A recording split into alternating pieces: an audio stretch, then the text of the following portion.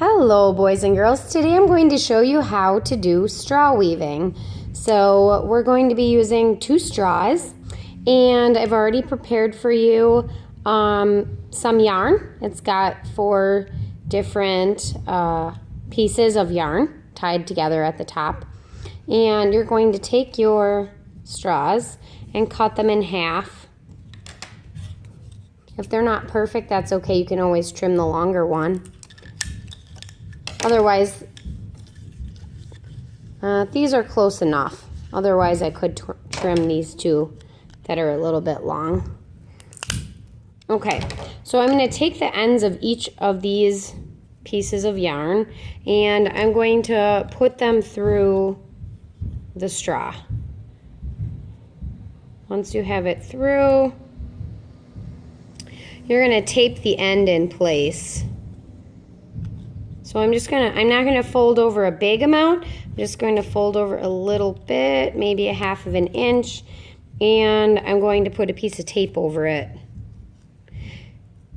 And you're going to do that for each of the pieces of string. So you have 4 straws and 4 pieces of string. Okay, so I've put each of the ends of string through each of the straws, and then I taped them at the top. So you should have something that looks like this, with a big long tail and a knot at the bottom. So the next thing you're going to need to do is to cut your yarn that you're going to use for the weft. The weft is the part that goes back and forth, back and forth, back and forth.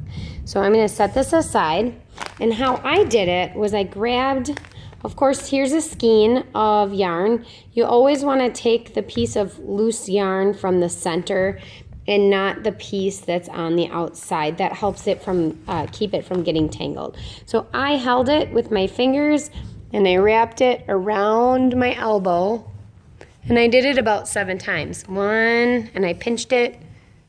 2, 3, 4, 5, 6, 7, and then I cut at the top.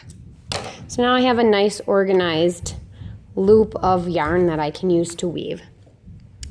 So you take the tail end, and you don't have to tape it, but I find that that's helpful. I'm just trying to make sure I keep my loop from getting tangled up.